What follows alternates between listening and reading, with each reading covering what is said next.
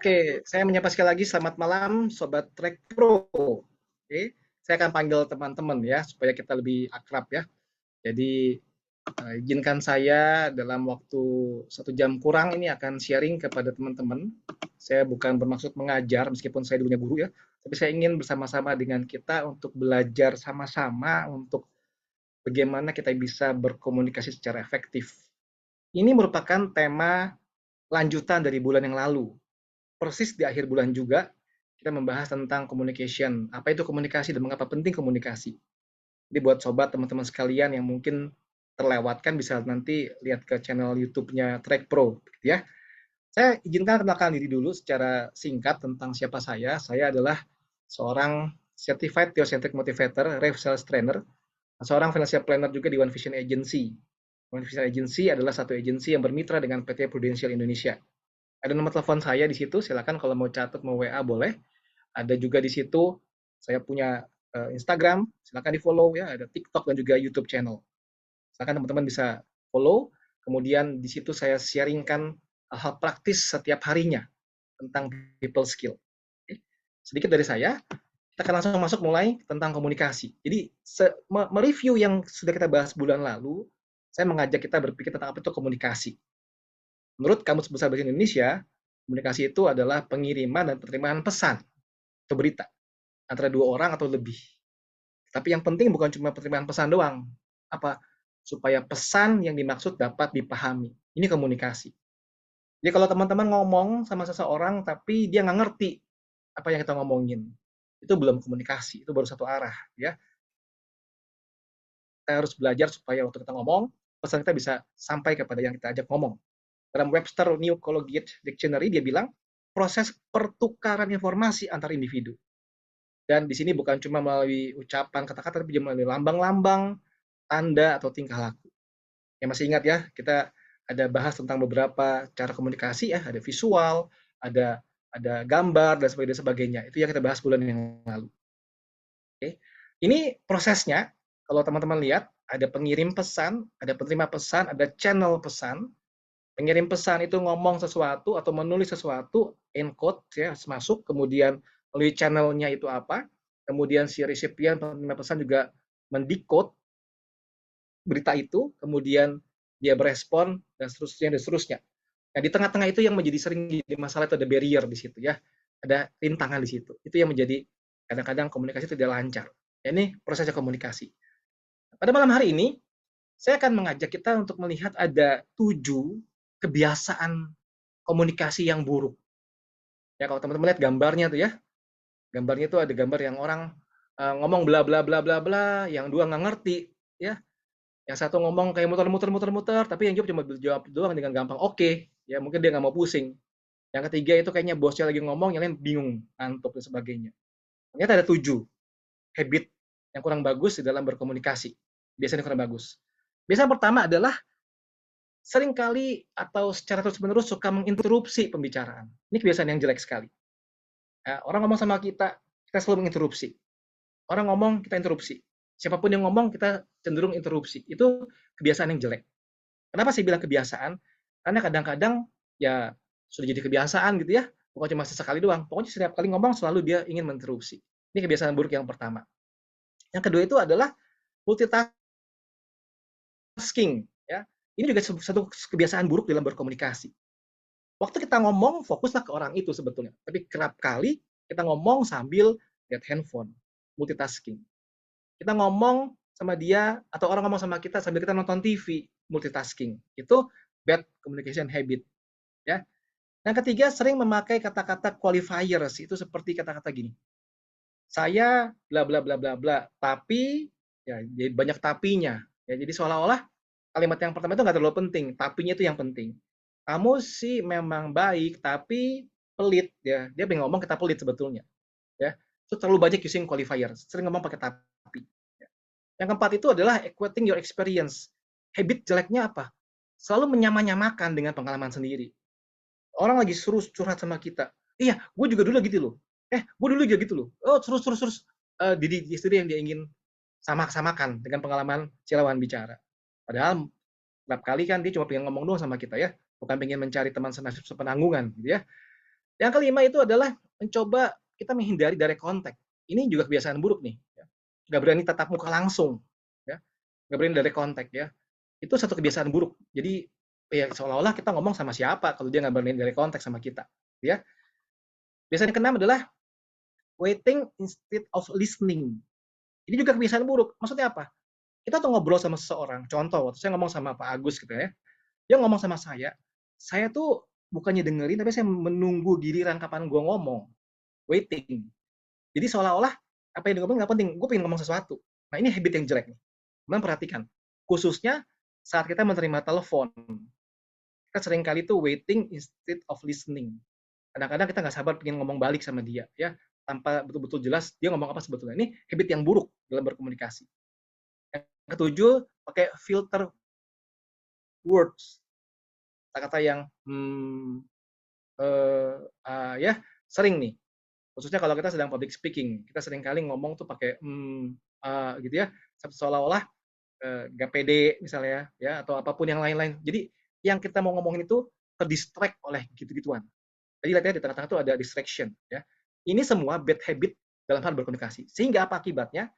Yang mau kita sampaikan itu bisa tidak sampai dengan jelas ke lawan bicara kita. Dan sebaliknya. Oke?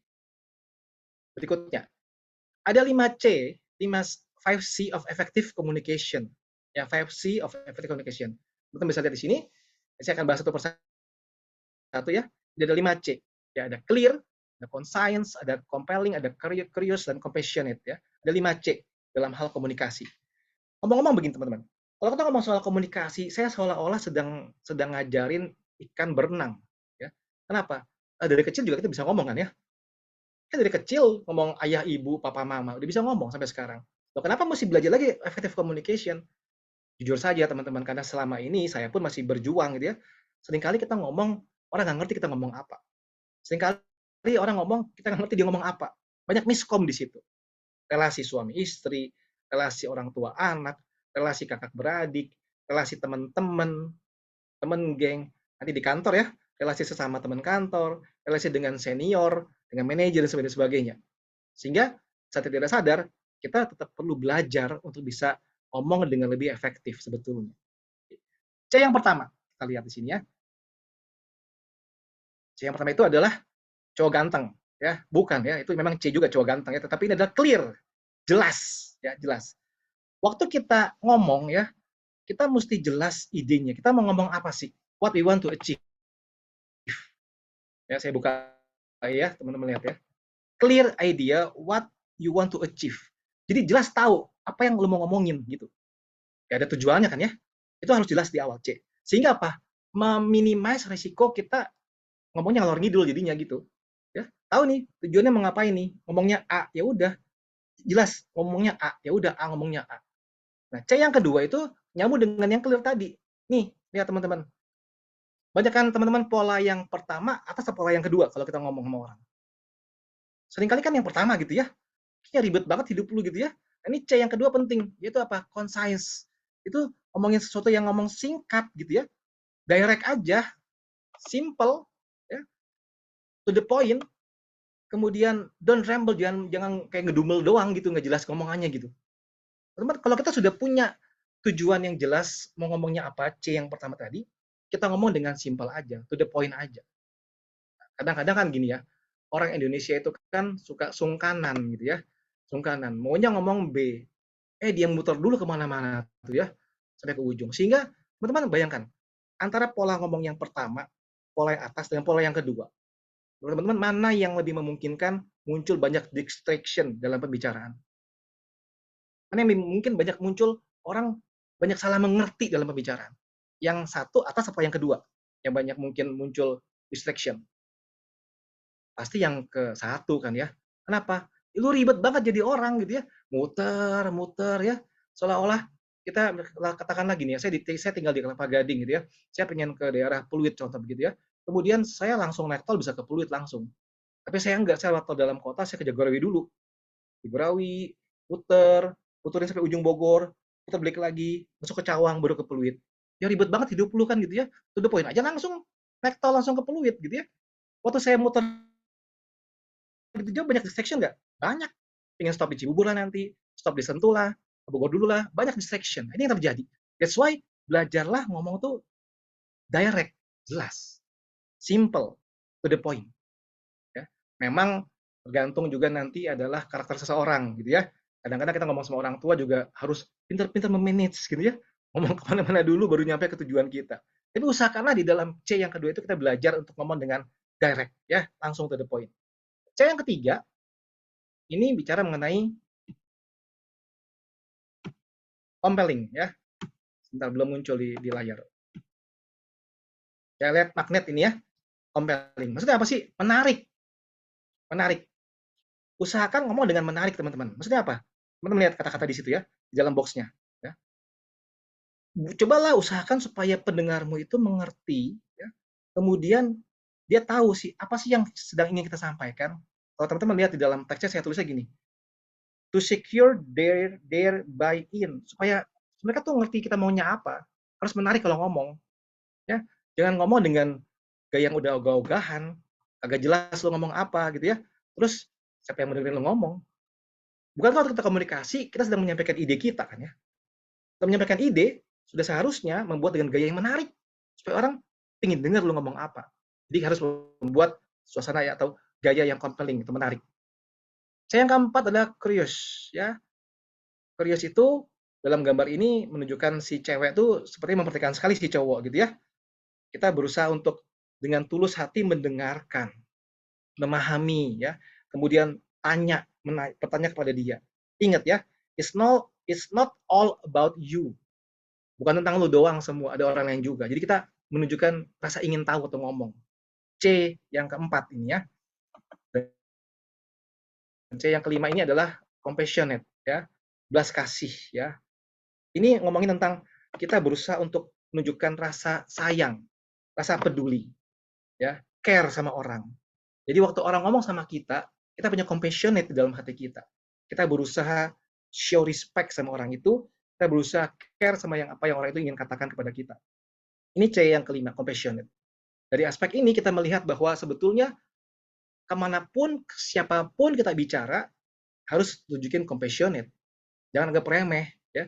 Jangan anggap rendah, apalagi ya, udahlah dia cuma levelnya di bawah gue, atau dia mah anak baru lah, udahlah gue nggak begitu, saudara ya. Kita harus belajar untuk compassionate, tunjukkan kita adalah peduli sama orang itu. Maka muncullah kebiasaan yang baik dan akhirnya menjadi sebuah komunikasi yang lebih bagus di dalam hidup kita ya. Jadi ingat yang pertama tadi clear, kemudian ada concise, singkat, ada compelling, kemudian itu compelling berarti menarik kalau ngomong, lalu curious, menunjukkan rasa ingin tahu, dan compassionate, menunjukkan rasa sayang atau rasa peduli. Ini 5C, effective communication. Nah, boleh nggak saya tanya dulu kepada teman-teman sobat sekalian ya, silakan tulis di chat gitu ya. Dari 5C ini, yang menurut teman-teman itu paling susah dari pengalaman teman-teman, yang mana? Silakan tulis. C yang mana? Tulis. Tulis clear, concise, tulis concise, dan sebagainya. Boleh, saya tunggu sebentar. Pengen lihat respon teman-teman dulu. Ya. Apakah saya sedang ngomong sama tembok atau sama manusia di sini gitu ya. Pengen tahu responnya ya. Silakan ditulis. C mana yang menurut teman-teman pengalaman teman yang paling susah untuk teman-teman lakukan? Silakan. Saya coba lihat ya di kolom chat adakah yang sudah menjawab. Conscience, curious, conscience, compelling. Oh, ya beragam-beragam ya. Ada yang rasa susah di conscience, kebanyakan susah di conscience, compelling. Waduh, ini menarik teman-teman ya. Oke. Tapi rasanya nggak ada yang jawab compassionate ya. Berarti teman-teman cukup punya belas kasihan ya kepada orang ya. Peduli sama orang gitu ya. Oke. Conscience. Oke. Kenapa conscience jadi topik jawaban favorit, teman-teman? Susah ngomong dengan straight to the point gitu ya. Jelas gitu ya. Kenapa kira-kira? Ada nggak yang satu dua orang yang memberikan jawaban? Yang tulis concise, kenapa itu susah? Kenapa jadi satu PR buat kita dalam komunikasi? Boleh tulis Kak, kalau ada, silakan tulis kalau ada. Karena orang yang suka basa-basi, betul sekali ya. Orang Indonesia suka basa-basi nggak enakan, betul, betul sekali ya. Dan akibatnya banyak salah paham kan jadinya gitu ya. Tadi saya bilang ya, karena saya udah keburu muter lewat Tol Jagorawi, saya mampir di Starbucks Cibubur. Kelamaan deh ya ketemu di daerah Pluitnya kan, kenapa udah keburu mampir? Gak enakan. Jadi artinya jadi ribet ya. Atau ini ada yang jawab nyari topik dahulu ya. takut orang tersinggung, Pak. Betul sekali. Maka betul saya bilang tadi, waktu kita ngomong tentang conscience itu, balik lagi ke soal kadang-kadang karakter kita ya. Kadang-kadang kita lihat kita harus memanage orang kan ya. Sedikit muter atau diplomatis bahasa kerennya gitu ya. Diplomatis untuk sampai kepada pembicaraan kita. Tapi sebetulnya teman-teman, kalau teman-teman sendiri nih ya, ngomong ya, maunya lawan bicara kita tuh langsung conscient atau ngelibet atau putar-putar kemana-mana. Coba teman-teman jawabnya apa? Pengen lawan bicara langsung ngomong to the point atau pengen muter-muter dulu? Teman prefer yang mana kalau ketemu lawan bicara? Silakan coba. To the point, to the point, to the point, to the point, to the point, to the point semua. Betul sekali. Kenapa ada gap kan gitu ya? Saya pengennya orang to the point ke saya, tapi kenapa saya ke orang gak enakan gitu ya? Nah, ini sebuah PR teman-teman ya. Sebuah PR. Jadi satu sisi kita pingin ngomongnya to the point, orang ngomong to the point, sisi lain kita, aduh gak enakan nih, gue muter dulu dah kemana-mana gitu ya. Dan coba kita belajarin. Waktu ingin ngomong sesuatu, clear di dalam pikiran kita. Saya ingin ngomong A, ya. Kemudian belajarlah to the point coba, gitu ya.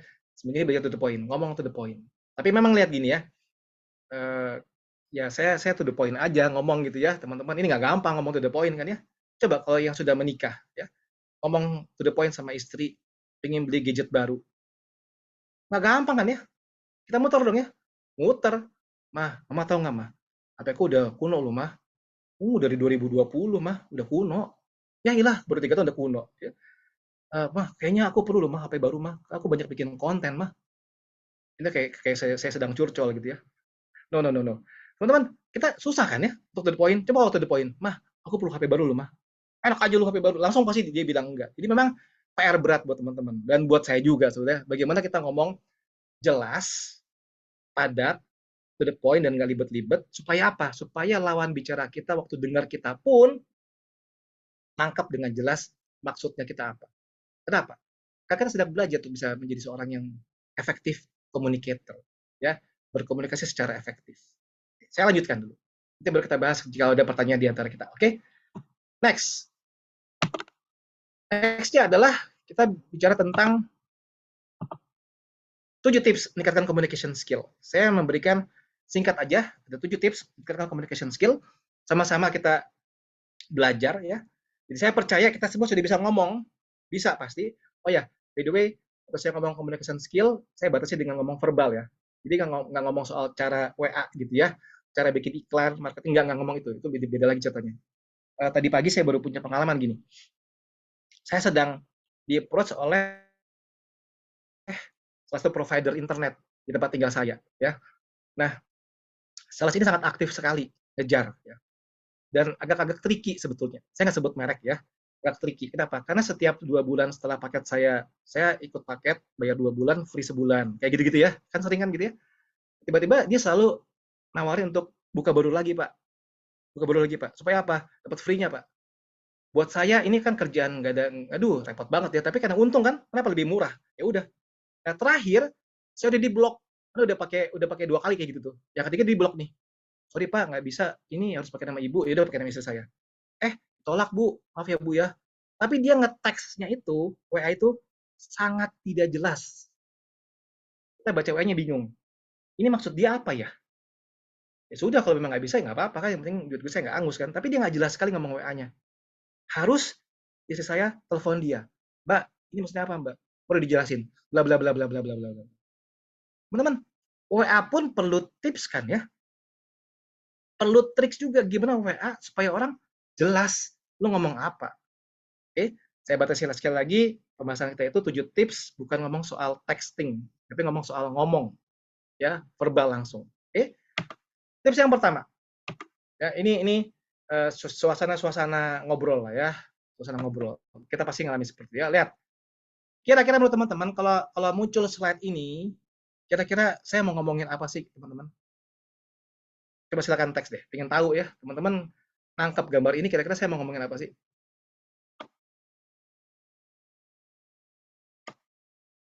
Ini di sini kelompoknya sangat aktif nih, saya senang ya. Suka pada volume bicara, intonasi, ngomong banyak hal. Wah, ini luar biasa nih. Berteriak, abstrak. Wah, ada yang jawab abstrak. Ya. Cara bicara, ungkapkan perasaan. Wah, ini Pak Agus, ini kalau semua jawaban di screenshot seru juga nih ya, karena teman-teman kreatif-kreatif semua nih ya. Banyak omong, emosi, berbelit-belit. Wah, luar biasa. Oke, baik, cukup, cukup, cukup, cukup. Nanti yang screenshot jadi bingung ya. Tips yang pertama, ya kita bicara tentang perhatikan nada dan intonasi. Ya, nada dan intonasi. Teman-teman lihat ya, di box saya tuliskan gini. Intonasi merupakan tinggi rendahnya sebuah nada pada kalimat yang terucapkan. Itu typo ya. Dan memberikan juga penekanan pada kata-kata tertentu di dalam kalimat tersebut. Jadi poin pertama, perhatikan nada dan intonasi kita berbicara. Ini tipsnya. Saya ajak teman-teman melihat bagian ini ya. Ada 3 tekanan, 3 intonasi sebetulnya ya. Dinamik dalam intonasi itu keras lembutnya nada yang diucapkan pada setiap kata yang keluar dari mulut. Contohnya kalimat di bawah ini. Coba ucapkanlah kalimat yang bercetak kapital yang sudah tersedia. Kalau saya bacanya begini, saya membeli buku ini. Yang mana yang ditekankan? Nggak ada kan ya? Datar, saya membeli buku ini. Tapi kalau saya bilang begini, saya membeli buku ini. Yang ditekankan adalah kata apa? Saya. Jadi intonasi jelas. Saya yang beli buku ini. Saya ya, bukan dia. Oke. Yang kedua contohnya. Ya. Yang diberikan highlight adalah membaca. Kalau saya baca gini, saya membaca buku ini. Sama juga dengan yang lain. Kalau saya membaca buku ini, salah penekanan. Tapi saya bilang gini, saya membaca buku ini. Berarti penekanan di mana? Kata membaca. Jadi pengertian ini intonasi kedua, yang penting ngomong membacanya, bukan saya jual atau membeli buku. Itu intonasi, teman-teman. Contoh yang ketiga, ya. Saya meminjam buku ini. Poin yang ditekankan yang mana? Buku. Jadi bukan majalah, bukan novel. Saya meminjam buku ini. Teman-teman, ini semua sebetulnya dalam kalimat tertulis lebih bisa terlihat kalau di highlight kan ya. Tapi kan kita nggak begitu kan ya, betul nggak? Sama aja. Sehingga waktu kita ngomong soal ngeteks WA pun orang sering salah mengerti maksud kita apa. Tapi waktu kita ngomong verbal, saya tahu tujuan saya tadi saya mau ngomong apa sih. Saya mau ngomong ke Aulia misalnya bahwa saya beli buku ini nih, saya beli ini ya. Saya beli. Saya akan bilang gini, saya beli buku ini, saya beli buku ini, bukan minjem. Ada penekanan kan? Nah, kadang-kadang orang ngomong tuh udah ngomongnya nadanya nggak teratur, intonasinya ngomongnya cepat, sehingga buat orang salah mengerti lo ngomong apa sebetulnya. Ini tekanan dinamik ya. Yang kedua adalah tekanan nada tinggi. Ini biasanya kalau kita aksen-aksen yang udah makin serius, sudah menuju ke marah ya, nadanya tinggi ya. Kita nggak bahas nada tinggi. Kemudian yang ketiga tekanan tempo. Tempo ya. Ada 2/4, 3/4, 4/4 ya kayak nyanyi gitu ya. Ya nggak gitu juga sih ya. Poinnya adalah ngomong dengan tekanan tempo yang tepat. Nah, ini poin yang kedua, ada speed limit kalau ngomong ternyata. Ya. Apa itu? Ngomong dengan kecepatan yang pas. Karena tadi kita ngomong intonasi, naik turunnya nada kita, ya, penekanan-penekanan tertentu yang kita harapkan. Mari kita belajar juga untuk memberikan batas kecepatan yang pas waktu bicara. Ini masih PR juga buat saya, karena saya sering kali melewati speed limit kalau ngomong, ya. Ngomongnya cepet kata orang, ya. Kebiasaan karena kayaknya lebih cepat mulut daripada otak, gitu ya. Ngomongnya lebih cepat ya. Kita harus batasi dengan kecepatan yang pas, sehingga tidak terkesan kayak kumur-kumur kan ya. Udah ngomongnya cepet, gak pakai intonasi, yang ada lawan bicara cuma kebanyakan, hah? Apa? Hah? Atau cuma jawab oke. Okay. Kalian ngerti nggak lu? Nah, ngerti gue. Gitu ya. Lu ngomong kecepatan sebetulnya. Nah, belajar dengan kecepatan yang pas. Teman-teman, apa kira-kira kalau teman-teman ada yang punya problem yang sama dengan saya gitu ya, ngomongnya cepet nih ya.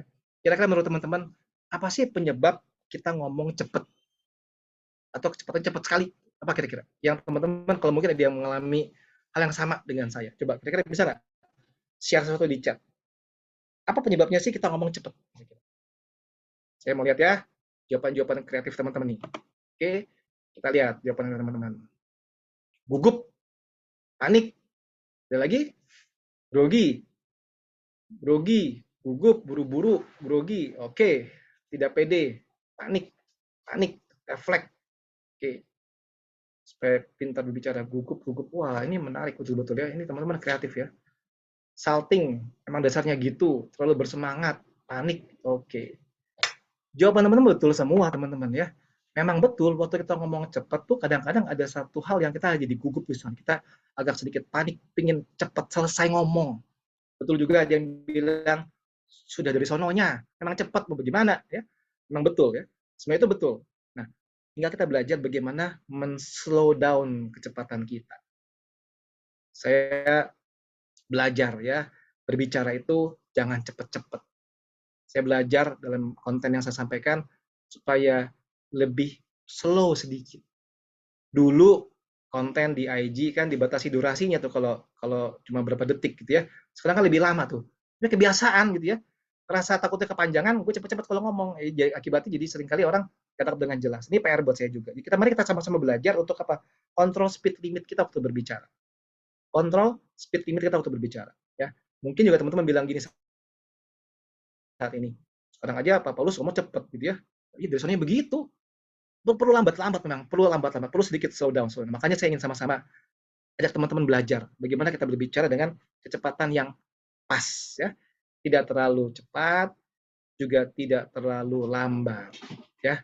Kalau saya ngomong terlalu lambat, nanti teman-teman jadi tidur semua ya.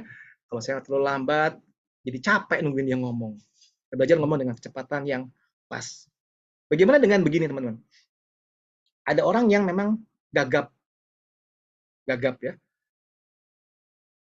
Ngomong di ya teman-teman gagap lah ya. Ya itu kan satu problem juga buat orang-orang tertentu ya.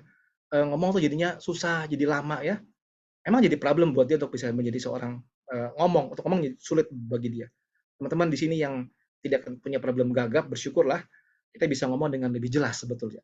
Ya dengan kecepatan yang lebih jelas ya. Latihan lah kuncinya itu, latihan. Oke. Saya masuk ke tips yang berikutnya ya. Tips yang berikutnya. Think before you speak. Ya udah jelas banget ya. Pikir sebelum berbicara, teman-teman. Ya, lidah kita itu kan nggak bertulang ya, tapi kan seringkali nyakitin orang ya, tajam gitu ya. Kenapa? Karena seringkali kita nggak mikir dulu atau ngomong. Coba deh, supaya kita bisa lebih berkomunikasi secara efektif, think before you speak. Ya, mikir dulu baru ngomong. Jangan habis ngomong nyesel. Ini berlaku ke semua relasi teman-teman. Relasi keluarga, relasi rumah tangga, relasi anak orang tua, relasi teman kampus dengan dosen, relasi kerja. Think before you speak. Mikir dulu sebelum bicara. Jangan sampai nanti udah keburu ngomong, udah nggak bisa dihapus. Apalagi kita ngomong tentang something yang menyakiti orang kan ya. Tinggal nyesel doang. Nggak berguna ya, sudah kejadian. Nyakitin orang, nggak berguna. Maka kita harus belajar to think before you speak. Khususnya, ya, saya ngomong soal relasi keluarga. Suami istri, ya, orang tua ke anak-anak. Kadang-kadang kita emosi sama anak-anak kita, ngomong kita kasar misalnya, nggak mikir panjang, main jeblas aja langsung ya. Atau kita ke orang tua, orang bilang kita kurang ajar kan ya, nah, kurang ajar nih, ngebantah melulu nih. Nah itu hati-hati. Terus kita ke zaman sekarang anak-anak lebih lebih bebas berekspresi, mereka juga bisa kurang ajar ke guru, ke dosen, kemana-mana. Itu sangat harus kita jaga baik-baik. Kenapa? Karena lidah tidak bertulang. Harus belajar untuk think before you speak. Kita mikir dulu baru ngomong. Mendingan kita lambat ngomong deh. Ya, tapi bener daripada kita ngomong cepat, udah keburu keluar, tapi nyesel. Nggak berguna kan ya, sudah terlambat. Oke. Yang berikutnya, sudah mau selesai ini ya. Nah, ini ada cewek cantik nih, tangannya begitu ya. Kira-kira dia mau ngomong apa teman-teman kira-kira? Si tante ini nih ya. Tante apa mbak ya kira-kira ya? GP lah ya, nggak penting ya. Ngomong apa dia kira-kira? Tips yang berikutnya. Silakan, melihat lagi jawaban kreatif dari teman-teman semua ya. Dia kira-kira mau ngomong apa teman-teman? Ayo, silakan. Jangan mengiyakan. Tenang dulu. Luar biasa lucu-lucu ya. Larangan, jangan coba-coba. No, no, no. Jangan salah bicara. Jangan gitu lain kali. Body language, no, no, no. Nggak boleh. Oke. Nih, lucu-lucu ya teman-teman ya. Dahsyat. Apakah kamu tahu? Wah, ini kreatif ya. Oke, nggak boleh gitu. No, no, no. Oke, baik. Saya buka saja ya. Si Tante ngomong apa Tante ini ya? Tante, hindari menginterupsi. Ini tips berikutnya. Hindari menginterupsi. Interupsi terjadi karena kita so tahu, teman-teman. Ya nggak sih? Kita sudah rasa tahu lu mau ngomong apa gitu. Kita rasa kita lebih benar dari dia. Kita rasa kita lebih pengalaman dari dia. Sehingga kita menginterupsi. Tunggu dulu. Nggak begitu. Nggak gitu ya. Iya. Jadi kita cenderung interrupt sesuatu. Kita merasa ingin dihargai, tapi kita seringkali interupsi seseorang terus-menerus. Kan kurang benar juga gitu ya. Sehingga tips ini tips yang sangat penting buat kita hindari menginterupsi. Ini PR besar buat kita. Kenapa? Kita selalu ingin didengar oleh orang lain. Kita selalu ingin punya kesempatan untuk berbicara. Sehingga kalau ada lawan bicara kita ngomong sama kita nggak sabar pengen interupsi. Apapun itu bentuknya, menyanggah omongan dia, ya, menyalahkan omongan dia, atau malah ngomong yang nggak ada hubungannya, tapi moodnya adalah mode interupsi. Nah, ini bahaya sekali teman-teman. Hindari menginterupsi. Kenapa? Karena itu menunjukkan kalau jadi kebiasaan jelek ya, karakter kita ya karakter yang jelek lah ya, kurang bagus lah ya. Bagaimana sih orang ngomong kok kita nggak mau dengar dengan baik-baik, kita selalu menginterupsi ya. Kalau kalau zaman dulu kan seringkali di rapat MPR DPR kan sering banyak interupsi ya. Interupsi Pak Ketua gitu terus ya. Sampai harus dimatiin mic-nya, ribut lah. Bahkan kalau di luar negeri mereka bisa kelihatan sampai tepuk-tepukan bangku karena marah gitu ya. Interupsi. Kenapa interupsi? Karena merasa pengen didengar gitu ya. Karena merasa nggak setuju, karena merasa sebetulnya itu not the proper way to communicate sebetulnya. Ada masanya tanya, silakan bertanya. Nggak setuju boleh nggak ngomong? Boleh, demokrasi. Tapi waktu orang terus-menerus interupsi, ya si tante bilang, no, no, no, ya, jangan interupsi. Hindari menginterupsi. Nah, PR buat teman-teman seminggu ini juga gitu ya. Kalau siapapun yang ngomong sama kita, bisa nggak kita dengar sampai dia selesai bicara? Ya. Jangan interupsi di tengah-tengah. Kalau teman-teman sebagai orang tua, bisa nggak seminggu ini jangan interupsi ngomongan anak-anakmu. Biar dia ngomong dulu apa. Jangan kita interupsi dengan apapun itu. Oke, PR buat kita. Saya tinggal beberapa set terakhir, kita akan masuk ke lebih ke tanya jawab setelah ini ya. Next, kita masuk. Ini dia. Make no assumption. Always ask. Jangan berasumsi. Lihat, itunya merah. Jangan berasumsi. Teman-teman kalau mau berkomunikasi dengan efektif ya, kepada siapapun, ya, jangan berasumsi, teman-teman. Asumsi itu mostly nggak bagus sih ya gitu ya. Kalau asumsi bagus mah bagus ya. Ini kan seringkali nggak bagus ya. Coba lah teman-teman ngomong sama seseorang ya, ngobrol tatap muka, ngopi atau ngapain ya, ngobrol. Lalu sudah punya asumsi nih. Dia mah pasti begini ntar. Dia mah pasti gini nih ntar nih. Gini. Coba deh ntar begini. Berasumsi. Dan ini menjadi satu 11-12 asumsi dengan menghakimi nantinya. Waktu kita berasumsi, dia ngomongnya begitu, pasti ujungnya menghakimi. Pasti dia begitu. Nah, bagaimana kita bisa berkomunikasi dengan baik, efektif, kalau otak kita penuh dengan asumsi? Sehingga akibatnya apa? Jelas-jelas kita tidak bisa mendengarkan lawan bicara kita dengan jelas. Dengan benar dia ngomong apa. Kenapa? Karena otak kita penuh dengan asumsi. Otak kita penuh dengan menghakimi dia. Sekali lagi tantangannya adalah apa? Untuk kita yang levelnya lebih tinggi dibandingkan dengan level lawan bicara yang lebih rendah. Kita seringkali terjerat oleh keinginan untuk berasumsi. Ya, asumsi. Misalnya, ya, istri selalu pelupa. Om apapun, ujungnya lu si pelupa. Gitu ya. Atau suami cenderung suka ngeles karena banyak kesalahan. Ya. Pulang kerja, belum apa-apa langsung dimaki-maki. Ya, kenapa? Karena asumsi. Coba teman-teman, ada satu cerita begini ya. Dua pasang suami istri. Suaminya bekerja. Sama-sama pulang malam. Harusnya sampai rumah jam 7 sampai jam 12 belum pulang rumah. Pasangan yang pertama, pasangan A dan B. A suami, B istri. Di rumah, B khawatir sekali. Berdoa, Tuhan semoga suamiku selamat sampai di rumah. Jam 12 belum sampai rumah. Tuhan tolong supaya dia sampai rumah dengan selamat. Khawatir sekali. Telepon nggak diangkat. Mati ya. WA nggak dibales. Satu contreng doang. Dia khawatir sekali. Kemudian pasangan yang kedua, C dan D. Ya. Jam 12 malam belum pulang juga. C suami, D istri. Sampai di rumahnya itu si D pikir gini. Ini pasti laki gue nih sedang ke karaoke nih. Dia pijit jangan-jangan nih. Wah, dia brengsek nih, dia mabok-mabokan nih. Wah, kalimatnya begitu terus dia. Ditelepon nggak diangkat, kurang ajar. Uring-uringan sepanjang nungguin si suami pulang. Kemudian jam 12 lewat sedikit, si A pulang sampai rumah. Si C pulang sampai rumah. Teman-teman, gimana kisah selanjutnya kira-kira? Ya, apakah B membuka pintu dengan reaksi seperti apa kira-kira? Sementara si D buka pintu dengan reaksi apa kira-kira? Ya, teman-teman tahu story lanjutannya gitu ya. Yang pasti si D waktu C pulang nggak seneng dia, pasti marah-marah. Lu kemana aja lu? Lu ngapain lu? Lu ngapain lu? Udah bisa-bisa udah di kemplong segala macam gitu ya. Padahal sama-sama dua-duanya itu mengalami bensin habis di jalan tol, handphone baterainya habis, dan nggak bisa ngapa-ngapain sampai mobil direct datang. Yang A, B pasti, aduh bersyukur ya, alhamdulillah, puji Tuhan ya, lu pulang dengan selamat, lu nggak kenapa-napa kan? Ini siapin air panas sih segala macam. Karena kenapa? Di rumah asumsi dia positif, khawatir. Sementara si D, C pulang, ah lu bohong pasti lu, wah pasti jadi ribut. Kenapa? Diawali dengan apa? Asumsi, teman-teman. Asumsi. Akibatnya bisa apa? Bisa runyam. Jadi, jangan berasumsi. Always ask. Nanya. Kenapa mas pulangnya malam? Pak, kenapa pulangnya malam? Seperti itu ya. Demikian dengan komunikasi.